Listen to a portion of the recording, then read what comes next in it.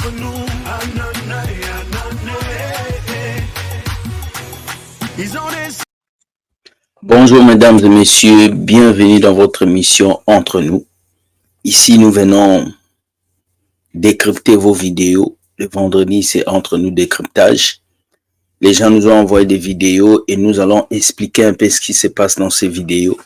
Et après ça, nous vous permettons de pouvoir nous répondre et dire ce que vous pensez aussi de ces vidéos. Pour commencer, je vous dis générique. Bonjour à tout le monde. Les gens m'ont envoyé ces 3 vidéos depuis TikTok et je me suis dit c'est mieux pour moi de venir expliquer, parler, voir ce que je pense de ça et vous laisser aussi le droit de pouvoir nous dire ce que vous pensez aussi de ça. On va passer à la première vidéo. Let's go. Des chrétiens dans la vie desquels Dieu a la dalle. Si Dieu est consommateur de la foi, il y a des chrétiens dans la vie desquels Dieu a la dalle. Parce qu'il doit consommer la foi. Il doit manger la foi. Et cette occasion est l'occasion de manger la foi. C'est-à-dire que quand Dieu arrive, il dit j'ai faim. Où se trouve la foi? Et pendant cette campagne, l'offrande que tu vas faire va rassasier le cœur de Dieu. C'est ça le problème. C'est ça le problème. Le pasteur dit Dieu est consommateur de notre foi. Oui, on l'accepte. Dieu est consommateur de notre foi. Là où ce pasteur a gaffé, il dit, l'offrande que tu vas donner va rassasier le cœur de Dieu. Dieu n'a pas besoin d'une offrande pour être rassasié et aucun être humain ne peut rassasier Dieu parce que Dieu est déjà rassasié par lui-même. Ça, ce sont des prédications qu'on nous a prêchées, qu'on continue de prêcher dans ces églises. Donne beaucoup d'argent, Dieu va te rendre beaucoup. Donne selon ta foi. Si tu donnes 10 euros, ça veut dire que ta foi est petite comme 10 euros. Si tu donnes 1000 euros, ta foi est comme 1000 euros. Ça, c'est du mensonge. Dieu ne regarde pas la somme que tu donnes. Dieu regarde la disponibilité de ton cœur. Comme quand Jésus avait regardé cette femme. Il avait dit, cette femme a mis tout ce qu'elle avait dans son cœur. Alors, si vous étiez là aujourd'hui, vous allez dire que si vous étiez là au jour où la femme avait donné, vous allez dire que cette femme n'a pas bien donné. Parce que vous, si vous voulez voir le montant d'argent que quelqu'un va donner pour calculer sa foi. La foi n'est pas calculée par la somme d'argent. Le monsieur qui est là en blanc derrière, le monsieur c'est un pasteur de l'église francophone de la France. Il a été président directeur général de toutes les églises évangéliques ou protestantes de la France. Et on a mis cette vidéo pour qu'il puisse parler et qu'il puisse voir l'exemple entre les églises des blancs et les églises des noirs. On va écouter ce qu'il va dire. Moi, je suis certain de cela. Voilà, premier extrait. Vous voulez peut-être réécouter? Non, non, franchement, ça me suffit. Il a refusé. Mais Lui, c'est Étienne Lermenot, pasteur baptiste français, directeur de l'Institut biblique de Nogent, et il était président du Conseil national des évangéliques de France pendant plus de 10 ans. j'ai beaucoup de mal avec l'idée qu'en quelque sorte, on rassasie Dieu. Comme si Dieu ne se suffisait pas à lui-même.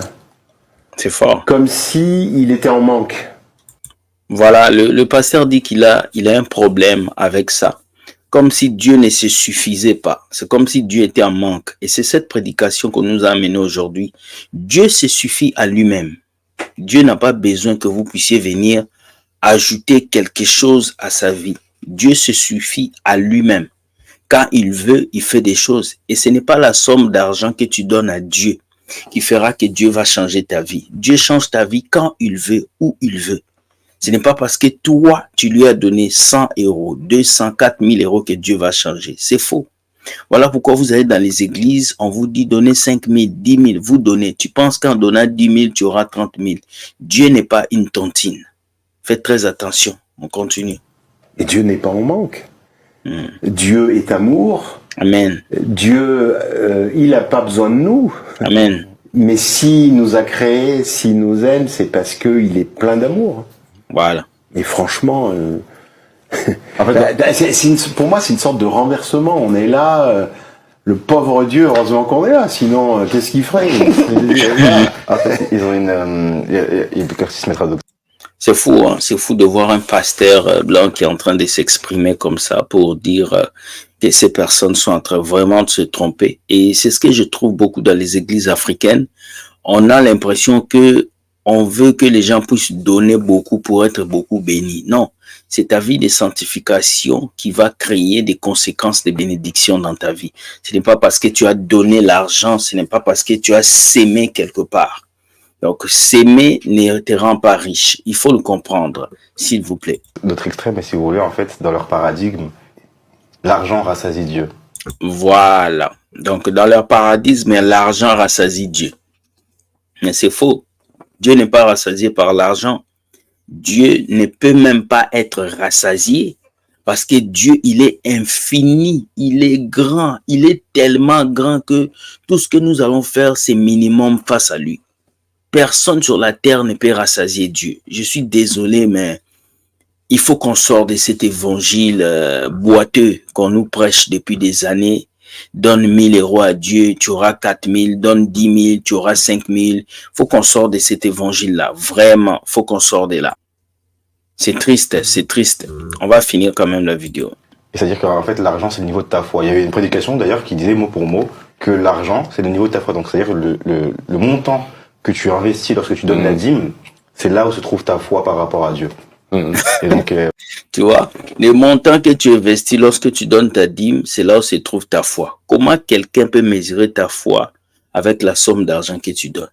Si par exemple, je viens à l'église, ici j'ai 15 000 $, ici j'ai 5 000, je donne 100 $ à Dieu, tu diras que j'ai pas de foi à cause de l'argent. Non, la foi n'a rien à voir avec l'argent physique. La foi a quelque chose à voir avec notre relation avec Dieu.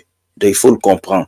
Toute église où on vous fait croire que c'est parce que tu donnes une grosse enveloppe, Dieu t'aime, c'est une bêtise. Parce que Bill Gates aussi, il a l'argent, il peut donner des enveloppes, mais il n'a pas le Saint-Esprit. Faites très attention à ça. On va passer à la deuxième vidéo. L'argent, nous sommes envoyés pour libérer l'argent emprisonné dans les prisons sataniques. Wow, non. Nous sommes appelés pour libérer l'argent dans les prisons sataniques. Non, la Bible dit, l'Esprit du Seigneur est sur moi car il m'a oint. Il a dit pour délivrer ceux qui ont le cœur brisé, pour libérer ceux qui ont le cœur brisé. Et puis ensuite, il a dit pour donner aux captifs la liberté. Nous sommes sauvés pour aller sauver les autres, pas pour aller sauver l'argent. La Bible dit que certes, il est un homme de gagner ce monde s'il doit perdre son âme. C'est triste. C'est triste de voir ce qui se passe. Comment un pasteur peut vous dire des choses pareilles? Wow. Ici, tu es appelé pour libérer l'argent qui est emprisonné dans la prostitution. Libérer l'argent qui est emprisonné dans la drogue. Libérer l'argent qui est emprisonné dans les mauvaises choses. My God. Comment tu peux dire que quelqu'un est appelé pour libérer l'argent qui se trouve dans les mauvaises choses? Ça veut dire que toi, en tant que pasteur, si une fille qui fait du janjou amène son argent des bêtises devant toi, tu vas prendre. Ça veut dire que si un bandit finit de détruire la vie de quelqu'un, il apporte l'enveloppe devant toi, tu vas prendre. Non. Dieu ne nous a pas appelés pour libérer l'argent. Est-ce qu'on peut délivrer l'argent? On ne délivre pas l'argent, on délivre les personnes. Voilà l'évangile qui quitte l'être humain qui va dans les objets maintenant. C'est triste vraiment. Il faut que cela change. Je pense que il faut que cela change et nous sommes en train de parler et je crois que nous allons tirer une très bonne leçon de cette vidéo. Vraiment, c'est triste ce genre de prédication. Ça, c'est le pasteur Alain Patrick Tsenge. Ouais, je pense bien, de l'église ACR. Bon, on m'a envoyé la vidéo. Hein. C'est une fille qui m'a envoyé ça, donc je suis juste en train de relayer cette vidéo que j'ai reçue. Voilà, donc on va passer. C'est triste, on va passer à la troisième vidéo et j'ose croire que la troisième vidéo va nous permettre de pouvoir comprendre plusieurs choses. Vous savez, dans l'émission Décryptage, on dit toujours les choses telles qu'elles sont. Et même si certaines personnes se fâchent, nous on essaye de faire ce qu'il faut. Voilà, donc c'est important. Voilà, on va mettre la troisième vidéo et puis on va voir. Je suis le temple du Saint-Esprit, j'ai des portes spirituelles. Et si j'ai des portes spirituelles, je dois être le premier gardien des portes spirituelles de ma vie. Parce que de ces portes-là, il y a des transactions qui se passent. Alors quand on demande à quelqu'un de marcher dans une marche de sanctification, dans une marche de consécration et dans une marche de pureté, c'est plus pour protéger ces portes. Ok, écoutez-moi bien. Tu ne te sanctifies pas pour les autres d'abord. Tu te sanctifies pour toi. Tu ne te sanctifies pas seulement pour Dieu, parce que Dieu est déjà saint. Tu te sanctifies pour toi. La sanctification t'apporte beaucoup de choses. La Bible nous dit, l'ange de l'Éternel campe autour de ceux qui les craignent et les arrache du danger. Donc, ça veut dire que quand tu crains Dieu, Dieu t'arrache du danger. Donc, la crainte de Dieu, c'est la sanctification. Donc, quand tu te sanctifies, c'est pour ta protection, c'est pour ta grâce et pour que la lumière de Dieu brille sur toi. Donc, beaucoup de gens pensent qu'ils vont se sacrifier pour les pasteurs, ils vont se sanctifier pour les frères de l'église, ils vont se sanctifier pour leur entourage. Non, vous vous sanctifiez d'abord pour vous devant Dieu. C'est très important de le comprendre. Pourquoi? Parce que vous avez des portes spirituelles. Lorsque Dieu dit nous sommes les temples du Saint-Esprit, un temple a des portes. Donc, c'est des portes que nous avons et ces portes peuvent être ouvertes si nous ne faisons pas attention. Le diable peut passer par là pour nous faire... J'espère que vous comprenez ce que je suis en train de dire. Le diable peut passer par là pour nous faire du mal. On va écouter le message. Dire, si je suis le temple du Saint-Esprit, j'ai des portes spirituelles. Et si j'ai des portes spirituelles, je dois être le premier gardien des portes spirituelles de ma vie. Ok, donc parce que tu es le temple du Saint-Esprit, tu as des portes spirituelles. Et comme tu es enfant de Dieu, Dieu t'appelle à la sanctification pour que tu surveilles ta vie et qu'aucune porte spirituelle ne s'ouvre pour que le diable passe pour te détruire. La Bible dit, votre ennemi, le diable, rôde comme un lion rugissant. Pourquoi il rôde? Parce qu'il ne trouve pas une porte ouverte. Parce que si la porte est ouverte, le diable va entrer. Mais il est en train de rôder parce qu'il cherche une porte que tu peux ouvrir pour qu'il puisse entrer. Voilà pourquoi il faut faire très attention. Il faut être très spirituel vraiment dans ce monde. Parce que de ces portes-là, il y a des transactions qui se passent. Alors, okay. Quand on demande à quelqu'un de marcher dans une marche de sanctification, dans une marche de consécration et dans une marche de pureté, c'est plus pour protéger ces portes que pour le Dieu qui te demande de le faire. C'est fort. En fait, quand on te demande la sanctification, c'est pour ton bien. C'est d'abord pour ton bien, pour ta protection, pour ta vie, pour ta relation avec Dieu, pour la communication. C'est très important ce qu'il dit. J'aime ça. Il est déjà saint. Et si tu pèches, ça ne va pas changer sa sainteté. Mais si toi, tu fais l'erreur d'ouvrir des portes spirituelles en tant que maison, en tant que temple, tu risques de laisser des brèches pour des esprits qui vont venir souiller et salir le temple et faire partir la gloire de Dieu. C'est fort. Je vais vous citer quelques portes spirituelles pour que vous puissiez être conscients. Les yeux sont une porte spirituelle. Ça veut dire que si tu regardes quelque chose de mauvais, un esprit peut avoir accès à ton temple par tes yeux.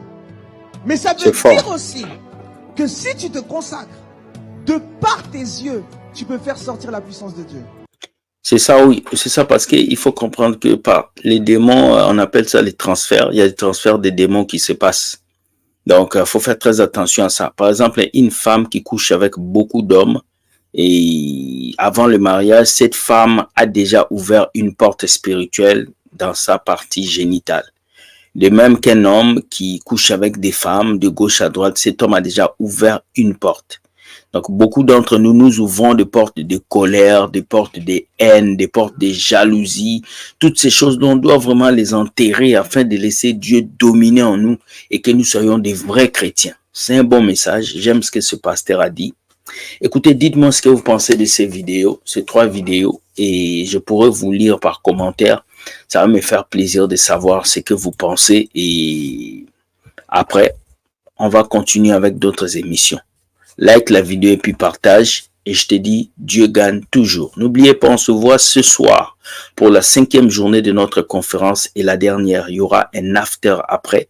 Nous allons discuter et parler de plusieurs choses. Donc, viens ce soir à 15h, heure du Canada et 21h, heure de l'Europe et 20h, heure de l'Afrique. Venez, on va discuter, on va partager sur les mariages. Je vous aime, que Dieu vous garde. Dieu gagne toujours. Bye.